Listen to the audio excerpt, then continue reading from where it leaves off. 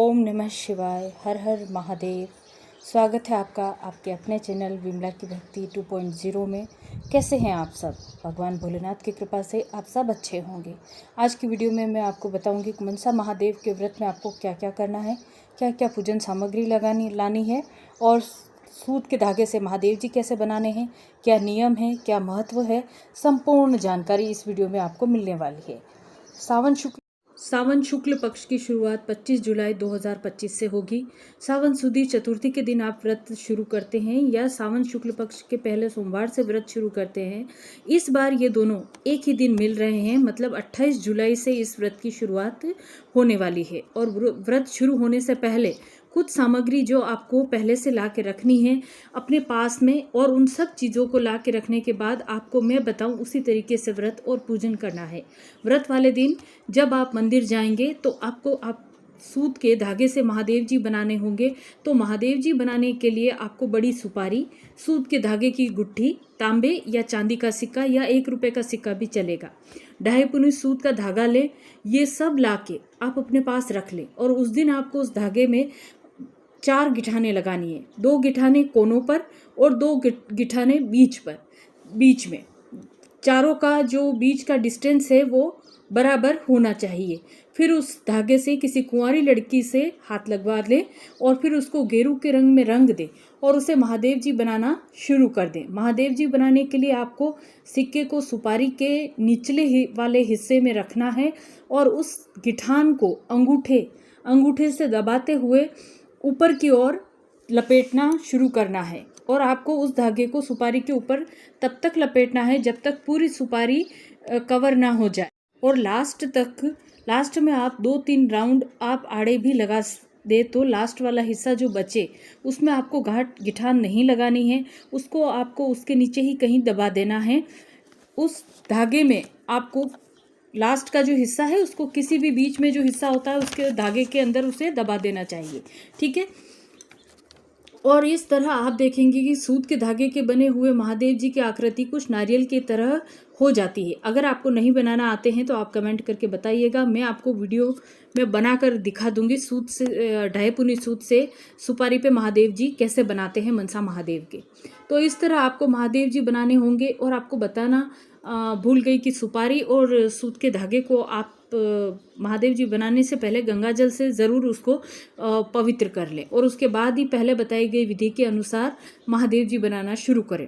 अब बात करते हैं पूजन सामग्री की। आपको पूजन सामग्री में किन किन चीज़ों को ला के रखना है इन सब की जानकारी मैं आपको दे रही हूँ।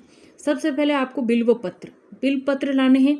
एकदम ताज़ा अगर मिल जाए तो बहुत अच्छी बात है, नहीं तो एक दिन पहले से ही आप बिलपत्र लेकर आ जाइए।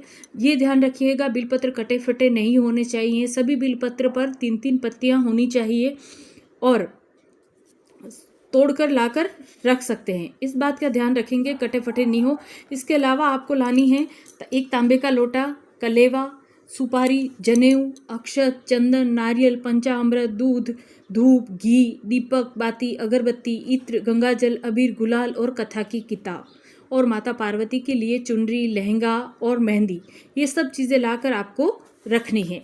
और मंदिर जाने से पहले आपको एक बार वापस से अपनी थाली चेक कर लेनी है कि सारी सामग्री सही से रखनी है या नहीं। अब बात करते हैं पंचामृत के कैसे बनाएं। पंचामृत बनाने के लिए आपको कच्चा दूध, दही, घी, शहद और मिश्री, इन सबको एक पात्र में मिला लें और उसी को आप पूजन में उपयोग करें। धागे से बने हुए महादेव जी को बनाने के बाद आपको व्रत की शुरुआत करनी है। व्रत की शुरुआत संकल्प मंत्र से होगी।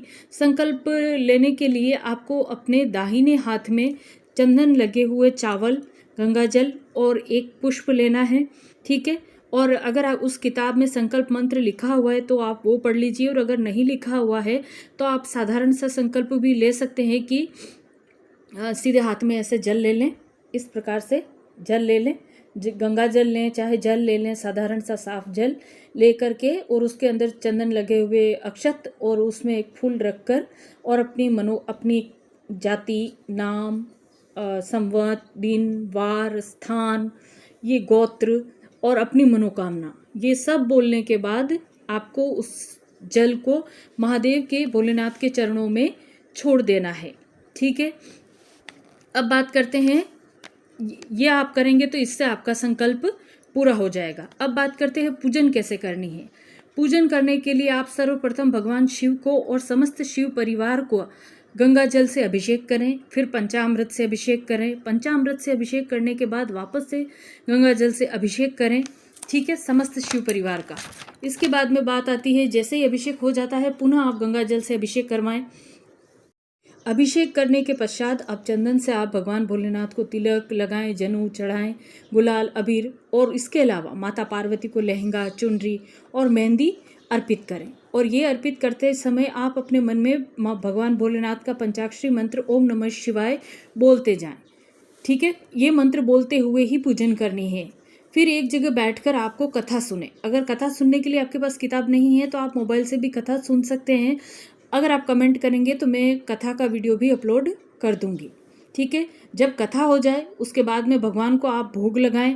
भोग लगाने के बाद आप आरती करें। उसके अलावा आप भोग में पंचामृत, सूखे मेवे, फल जो भी आपके पास हो वो सब भोग लगा सकते हैं।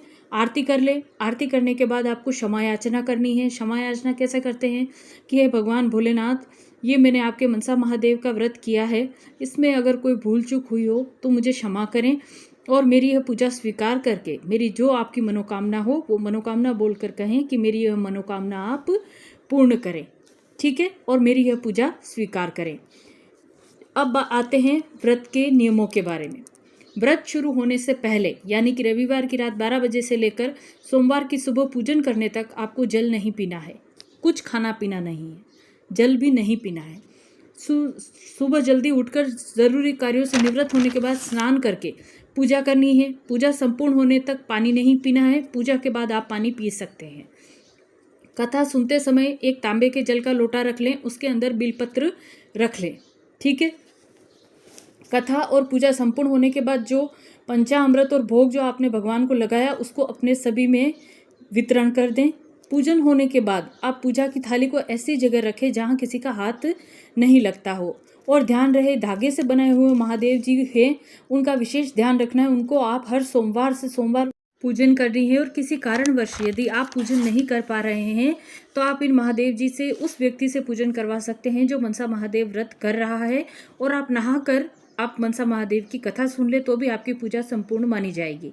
व्रत वाले दिन आपको तामसिक भोजन से दूर रहना है और ब्रह्मचर्य का पालन करना है, और हो सके तो पूरा दिन भगवान का स्मरण करना है। आप अगर ये भी कर सकते हैं, रविवार की रात्रि आप नीचे सोएं तो और भी अच्छा होगा। और इसके अलावा कथा के टाइम जो आपने तांबे का लोटा जल भर के रखा था उसको आप किसी तुलसी या पीपल के वृक्ष में आप उसको अर्पित कर सकते हैं। तो यह थी जानकारी मनसा महादेव व्रत के बारे में। अगर आपको कोई बात समझ में नहीं आई हो तो आप कमेंट करके पूछ सकते हैं, मैं आपको तुरंत रिप्लाई दूंगी। और वीडियो को लाइक, कमेंट और शेयर ज़रूर करिए। और अगर मेरे चैनल पर पहली बार है तो चैनल को सब्सक्राइब ज़रूर कर लें ताकि आगे आने वाली ऐसी वीडियोस आप तक पहुंच सके। और अगर आप कोई वीडियो ऐसी कोई चाहते हैं भक्ति की, पूजा पाठ की या पूजा विधि की या मंत्र जाप की तो कमेंट करके ज़रूर बताएं, मैं उस पर वीडियो बना दूँगी, ठीक है। ओम नमः शिवाय। हर हर महादेव।